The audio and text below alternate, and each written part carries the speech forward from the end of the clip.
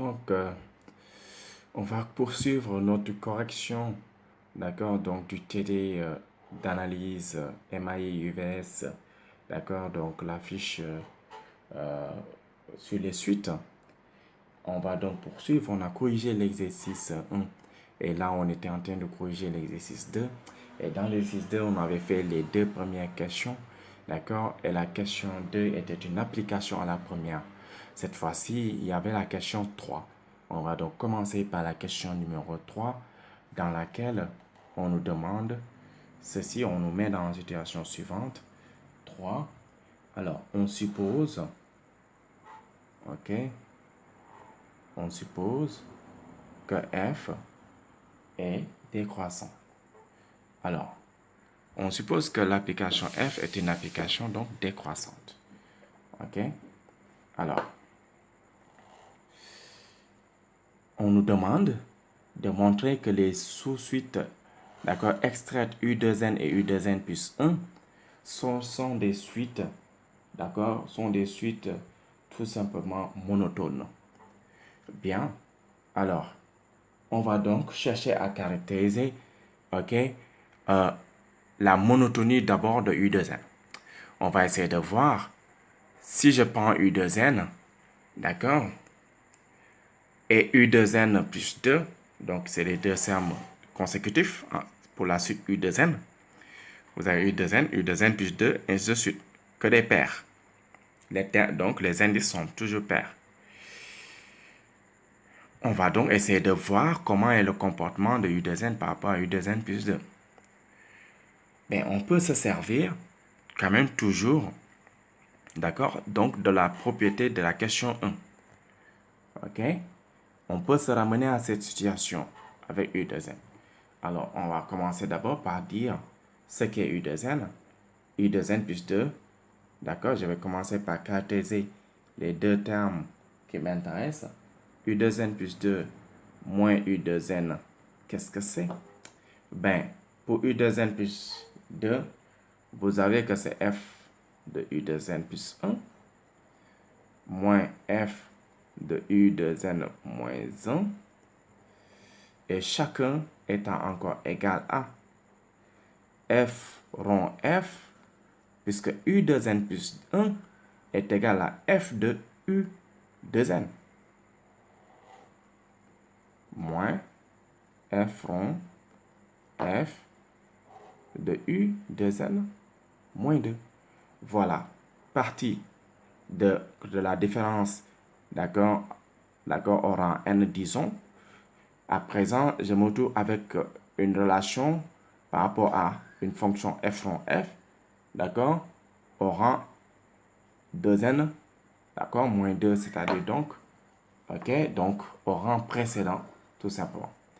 Donc, c'est le rang, donc, disons, n-1 alors. C'est le rang n-1 parce que 2n-2, c'est le terme 2 fois n-1 et on passe donc de 2n, n vers n-1.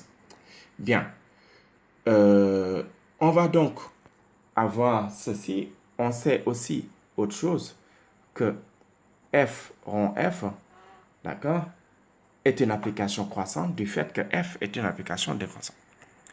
Oui, d'accord, parce que là, quand on compose deux applications qui sont décroissantes, on se retrouve avec l'application croissante.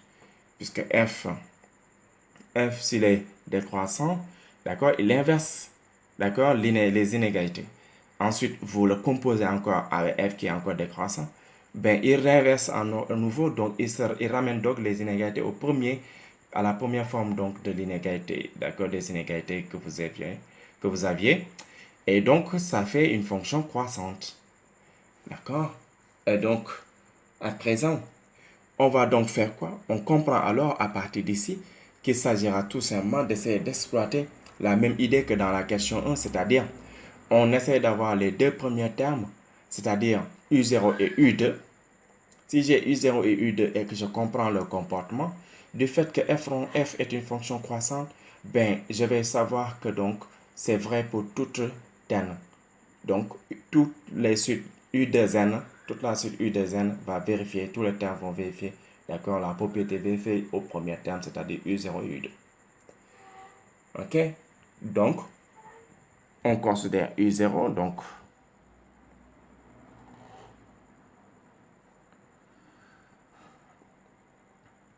OK, donc on considère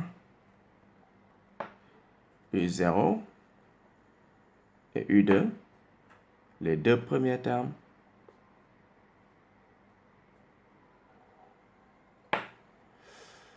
D'accord? De la suite U2N. Et que se passe-t-il?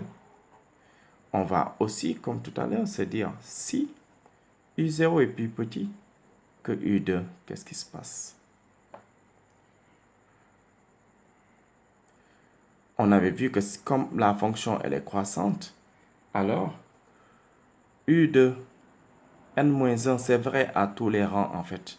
D'accord? Alors, c'est aussi plus petit que U2n pour tout n dans grand N. De même, si on se met dans le cas de la décroissance, si U0 est supérieur ou égal à U2, alors on a tout simplement aussi, dans l'autre sens, aussi.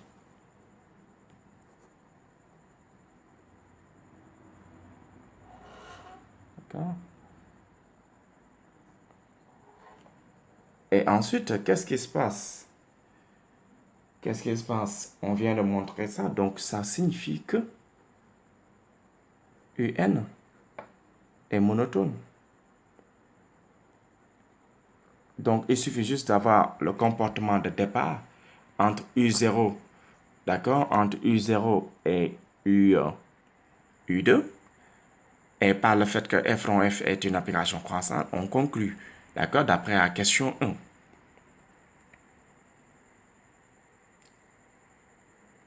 On fait de même pour la suite U2n plus 1, d'accord. On fait de même pour U2n plus 1.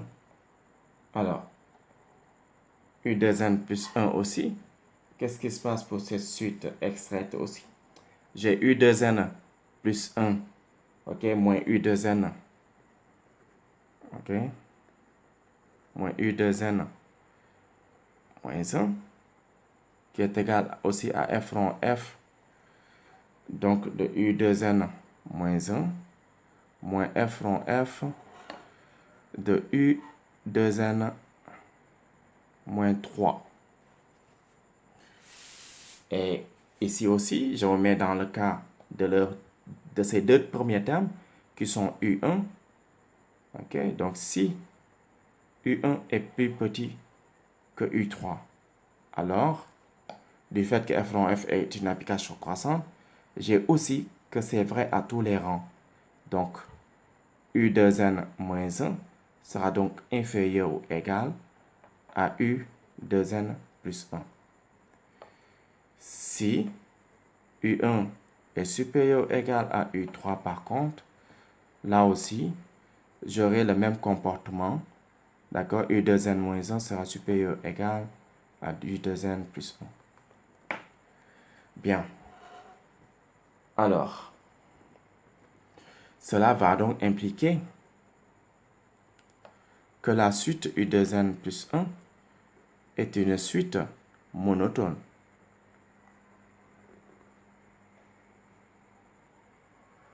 Voilà ce qu'il fallait donc montrer, d'accord, et comment il fallait le montrer, d'accord. Donc, d'accord, pour les monotonies de U2n et de U, ok, et donc de U2n plus 1. Donc là, c'était U, donc 2n, ok, U2n. Bien. Donc, on nous donne maintenant à la quatrième question une application. On nous donne